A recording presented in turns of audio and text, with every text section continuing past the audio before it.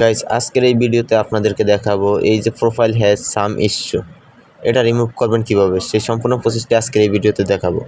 তো এখন দেখতে পাচ্ছেন আমি আমার স্ক্রিনটাতে প্রোফাইলের এখান থেকে দেখেন এই যে আমার প্রোফাইলটা যদি এখান থেকে প্রফেশনাল ড্যাশবোর্ড এটাতে ক্লিক করি, ক্লিক করার পরই কিন্তু আমার সামনে প্রোফাইল হ্যাজ সাম ইস্যু এটা শো করতেছে। তো এখান থেকে যদি আমি এই ভিউ ডিটেলসে ক্লিক করি, ক্লিক করার পর দেখতে পাচ্ছেন এই যে এখানে প্রোফাইলের ফটোর নিচে দিয়ে এখানে ইয়েলো মাইনাস চিহ্নটি আছে এবং এখানে প্রোফাইলে সাম ইস্যু লেখাটি আছে এবং এখানে কেন এই সাম ইস্যুটি এসেছে সেটা এই যে কপিরাইট, একটা ভিডিও আপলোড দেওয়া হয়েছে, এই ভিডিওটার জন্য এখানে কপিরাইট দেওয়া হয়েছে।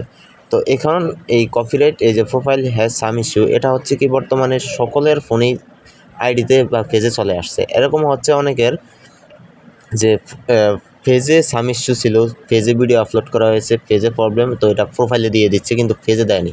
আবার অনেকের প্রোফাইলেরটা পেজে দিয়ে দিয়েছে, প্রোফাইলে দেয়নি।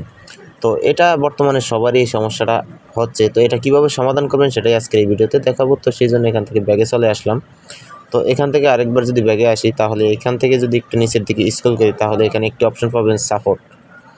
এখান থেকে সাপোর্ট এটাতে ক্লিক করবেন। ক্লিক করার পর এই যে এখান থেকে profile review your profile status, প্রোফাইলটা রিভিউতে নিয়েই এই সাম ইস্যুটা দিয়ে দিয়েছে।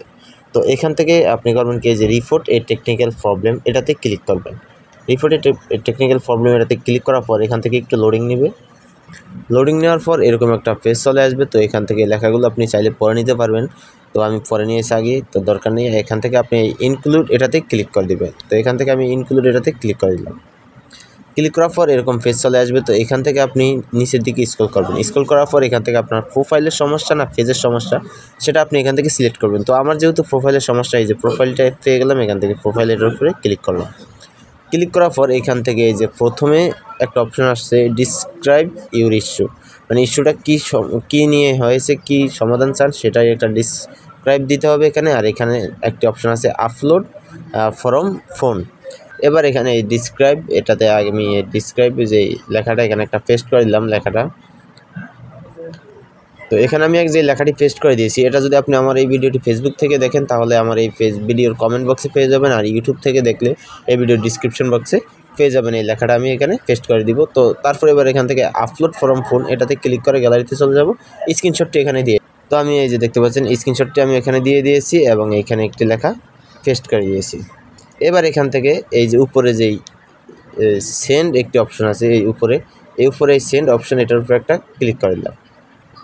ক্লিক করার পর দেখতে পাচ্ছেন ফাইনালিশিং বাগ রিপোর্ট, এখান থেকে প্লিজ ওয়েট বলতেছে। এই যে এখান থেকে একটু ওয়েট করলে এই রিপোর্টটা কিন্তু চলে যাবে তাদের কাছে, সরাসরি ফেসবুক টিমের কাছে চলে যাবে। এই যে দেখতে পাচ্ছেন থ্যাঙ্কস ইউর ফিডব্যাক, এখান থেকে রিপোর্টটা টেকনিক্যাল প্রবলেমটা হয়ে গেছে। তো আপনারা এরকমটা করে দিবেন। এটা করার আপনার 48 ঘন্টার ভিতরে কিন্তু আপনার একটা মেসেজ চলে আসবে আপনার এটা প্রোফাইল রিমুভ হওয়ার হলে আপনার এখান থেকে রিমুভ করে দিবে। যদি রিমুভ হওয়ার না হয় তাহলে আপনার এখান থেকে বলবে সেই ভিডিওটি ডিলিট করে দেন বা কপিরাইট যে কারণ দিয়েছে সেটা ডিলিট, এটা কিন্তু অটোমেটিকলি তারা ডিলিট করে দিবে। তারপরে এই সমস্যাটা যদি একটু দেখেন তাহলে আমার এখান থেকে এই সমস্যাটা কিন্তু 8 ফেব্রুয়ারি 2024 সালের 2024 সালে কিন্তু এইটা প্রবলেমটা হয়েছে, তখন কিন্তু নোট করিনি। এটা 1 বছর পরে কিন্তু এটা অটোমেটিকলি রিমুভ হয়ে গেছে। 2025 সালের 8 ফেব্রুয়ারি এটা অটোমেটিকলি রিমুভ হয়ে গেছে। এখানে প্রোফাইল হ্যাজ সাম ইস্যুর জায়গায় প্রোফাইল হ্যাজ নো ইস্যু চলে আসছে। তো এখান থেকে কোনো ইস্যু ছিল না। তো এখন আবার ফেসবুক এটা রিভিউতে নিয়ে আবার সেই প্রবলেমটা ধরে দিয়েছে। এখন শুধু এটা আমার না, এটা সকলেরই আইডিতে এবং প্রোফাইলে পেজে অনেকেরই চলে আসছে, প্রায় 80% মানুষের চলে আসছে। তো আমি যেভাবে প্রসেসিংটা দেখিয়েছি যদি আপনি এভাবে ফলো করেন তাহলে এটা আশা করি অবশ্যই আপনার 48 ঘন্টার ভিতরে এটা ঠিক হয়ে যাবে।